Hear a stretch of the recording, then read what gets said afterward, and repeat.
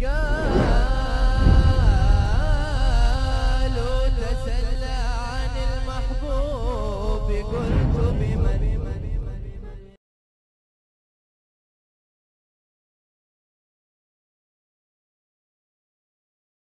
نسيم هبت علينا من حمى المصطفى، نسيم فيها الهنا فيها الدواء والشفاء، نسيم هبت علينا. Bismillahirrahmanirrahim. Alhamdulillahirabbil alamin. Allahumma salli wa sallim ala sayidina Muhammad miftahi babi rahmatillah. Adada ma fi ilmillah salatan wa salaman daimaini bidawamin mulkillah. Wa ala alihi wa sahbihi adada kulli zarrati alfa marrah. Alhamdulillah wa syukrulillah wa salatu wassalamu ala sayyidina rasulillah wa ala alihi wa sahbihi wa man walah. Alhamdulillah, segala puji bagi Allah Subhanahu wa taala yang telah mengizinkan kita untuk bertemu sekali lagi di dalam program Kalamur Rasul sallallahu alaihi wasallam, yang mana Nabi sallallahu alaihi wasallam diberitahu kepada umatnya, iaitu mengetahui bagaimana sifat Nabi sallallahu alaihi wasallam, pribadi Nabi sallallahu alaihi wasallam, tingkah laku Nabi sallallahu alaihi wasallam, semuanya daripada wahyu Allah Subhanahu wa taala. Ma yantiqu anil hawa in huwa illa wahyun yuha. Tidak ada sesuatu pun yang tergerak daripada hati Nabi SAW, bukan daripada hawa nafsunya, tetapi daripada wahyu Allah Subhanahu wa taala. Mudah-mudahan program Kalamur Rasul sallallahu alaihi wasallam menggetarkan jiwa kita, menarik jiwa kita, mengujakan jiwa kita, sanubari kita, agar lebih mencintai baginda Rasulullah sallallahu alaihi wasallam. Insya-Allah pada kali ini kita telah sampai hadis yang ke-44 melalui Kutaib Saghir Mukhtarul Hadis Syarif lil Mubtadi'in, syarah kepada mukhtar hadis ini, hadis pilihan yang dihimpunkan oleh guru yang mulia Sayyidil Habib Umar bin Muhammad bin Salim bin Hafiz Ibnu Syekh Abu Bakar bin Salim hafizahullah ta'ala anhu wa mata'ana bi ulumih wa bi ulumikum fid darin amin. Kita telah sampai pada hadis yang ke-44, perkara yang baik di dalam solat. Qala Rasulullah sallallahu alaihi wa alihi wa sahbihi wasallam, li kulli shay'in safwah wa safwatus salati at-takbiratul ula. Hadisun hasan rawahul Baihaqi. Rasulullah sallallahu alaihi wasallam bersabda, setiap sesuatu itu mempunyai perkara yang terbaik atau mempunyai pilihan yang terbaik, dan perkara yang terbaik itu di dalam solat adalah at-takbiratul ula, ataupun kita sebut dengan at-takbiratul ihram. Daripada hadis yang diriwayatkan oleh Hasan, hadis Hasan rawahul Baihaqi, riwayat Imamul Baihaqi rahimahullah ta'ala. Hadis ini kita lihat bagaimana Rasulullah SAW mementingkan setiap sesuatu perlu ada kehalusannya, perlu ada penelitiannya. Seperti mana kita mengetahui dalam satu hadis yang lain, innallaha yuhibbul abda idza amila amalan ayyutqinahu, atau kama qala Nabi sallallahu alaihi wasallam. Rasulullah SAW pernah bersabda dalam satu hadis riwayat yang lain, sesungguhnya Allah menyukai hambanya apabila melakukan satu amalan penuh dengan ketelitian dan kehalusan. Maka setiap sesuatu ada kecantikan, ada keindahan, walaupun mungkin pada secara roughly, secara umumnya tidak sempurna, tetapi mungkin ada sesuatu bahagian ataupun sesuatu juzuk ia sempurna dan baik. Maka sebab itulah kita kena lihat yang baik itu, dan insya-Allah daripada yang baik itu akan merebak sehingga kan semuanya terbaik. Sebab itu yang penting sekali, pokoknya mesti kita lihat pada yang asal ataupun pada yang asas. Seperti mana Nabi sallallahu alaihi wasallam bersabda juga, al-miftahu salah al-wudu.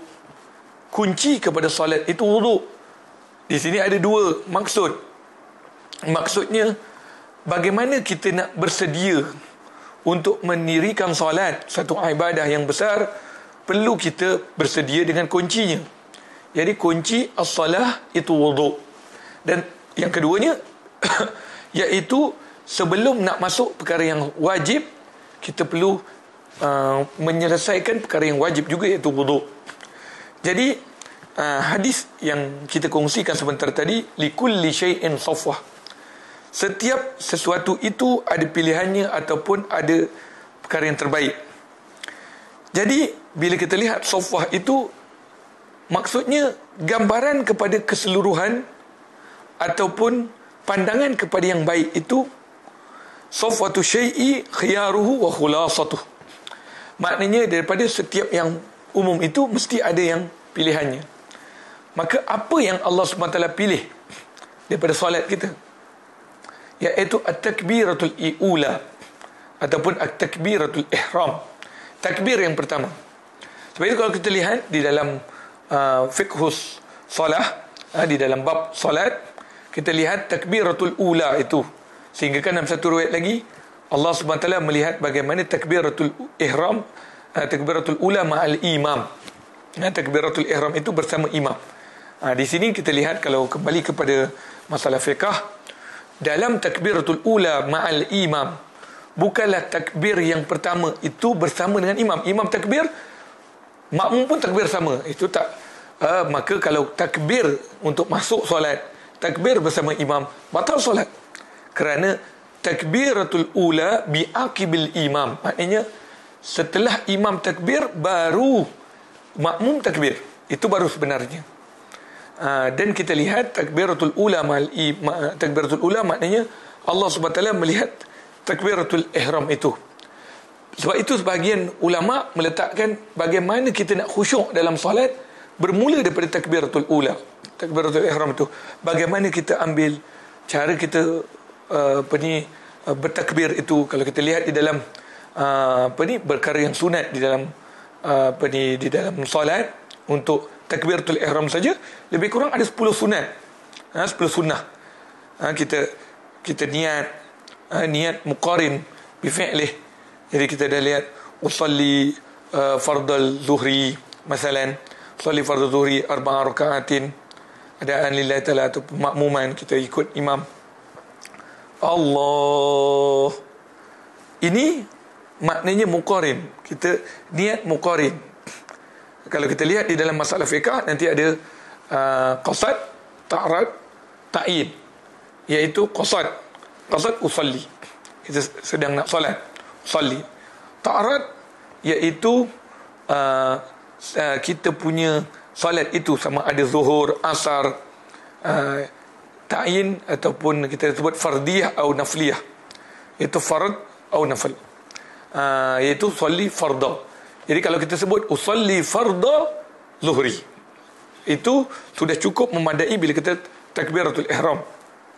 Istihdarun niyah ialah salah satu daripada perkara yang wajib juga di dalam mendirikan solat. Menghadirkan niat di dalam solat daripada setiap rukun qauli dan fi'li adalah salah satu erti kehambaan diri kepada Allah Subhanahu Wa Taala, menghadirkan ibadah kepada Allah Subhanahu Wa Taala dengan niat yang ada di sisi kita kepada Allah Subhanahu Wa Taala. Bukan ertinya maknanya istihdarun niyah itu setiap rukun, setiap rukuk yang tidak usolli dalam hati, tidak. Maknanya kita hanya mengatakan aku masih berada dalam solat, tapi jangan kita mengeluarkan maksud daripada solat tersebut. Maknanya kita telah zahirkan ataupun telah lintaskan hati kita telah keluar daripada solat. Itu maknanya telah keluar daripada solat. Kita lihat bagaimana contoh yang terbaik untuk kita lihat. Imam Ali Zainal Abidin bin Hasan bin Ali, cucunda baginda Rasulullah sallallahu alaihi wasallam, ketika mana beliau ingin salat, wajahnya berubah, pucat wajahnya. Kemudian ada sebahagian anak muridnya atau pengikutnya bertanya, "Ya Imam, kenapa wajahmu kami lihat?" Lalu ia mengatakan, "Baina yaday man ana aqum." Di hadapan siapakah aku ingin berdiri ini? Menunjukkan istisyar al-inkisar wal khudu' wa tazallul baina yaday Rabb, merasakan kehambaan, kerendahan, kehinaan di hadapan Allah Subhanahu Wa Taala. Malikul Mulk, Sultanus Salatin, pemerintah kepada segala pemerintah, raja kepada segala raja. Bagaimana kita kalau kita berdepan dengan raja? Bagaimana kita berdepan dengan tuan kita yang kita segan? Tapi bagaimana kalau kita berdepan dengan raja segala raja, pemimpin kepada segala pemimpin? Sebab itu kalau kita lihat orang-orang yang faham erti ini, maka dia cukup menitik beratkan tentang takbiratul ula, takbiratul ula ma'al imam. Di sana dalam hukum fiqah terdapat beberapa perkara sunat masa kita nak takbir, kita takbir tadi, bila kita takbir, jari kita, jari jemari ditundukkan. Ini simbolik sebagai kita khudu' kepada Allah SWT, tazallul, rendah kepada Allah SWT, rendah ke sini, lepas tu biar renggang sikit, berbeza dengan wanita muslimat, kena ini tapi renggang. Kemudian ini muhazi, ini bertentang ibu jari dengan hujung cuping telinga. Kemudian dadanya terbuka sedikit, begitu. Kemudian takbir dalam keadaan matanya menunduk melihat kepada tempat sujud, melainkan kita berada di Ka'batul Musyarrafah, wajah kita perlu memandang kepada Ka'batul Musyarrafah. Ini di antara perkara-perkara sunnah yang berada di dalam salat. Maka oleh sebab itu, apabila kita mengambil betul-betul prihatin kepada takbiratul ula, mudah-mudahan yang lainnya akan mengikut, maka kita akan mendapat erti khusyuk di sisi Allah SWT, erti khudu' di sisi Allah SWT, erti tazallul wal inkisar, lemah, kerendahan diri, kehambaan, kehinaan di sisi Allah Subhanahu wa taala. Maka faedah daripada hadis ini, kita lihat bagaimana seorang mukmin perlu ada perasaan azamatullah, iaitu ta'zim, keagungan Allah Subhanahu wa taala, keagungan Tuhan yang menciptanya, Tuhan yang mengurniakannya ibadah, dan bagaimana dia berhadapan dengan Allah Subhanahu wa taala, sehingga kan akan lahirlah khudu' dan kerendahan, kehinaan diri kepada Allah Subhanahu wa taala. Hadza wabillahi taufik. Mudah-mudahan kita diberikan kurniaan oleh Allah Subhanahu wa taala kelazatan beribadah kepada Allah Subhanahu wa taala, kelazatan munajat kepada Allah Subhanahu wa taala, kelazatan berbual dengan Allah Subhanahu wa taala, sehingga kita rasa seronok dengan ibadah yang Allah Subhanahu wa taala berikan. Assalamualaikum warahmatullahi wabarakatuh. يصلح الظاهر لنا والخفا، يا بخت من للنبي في كل حال اقتفى. الله الله الله الله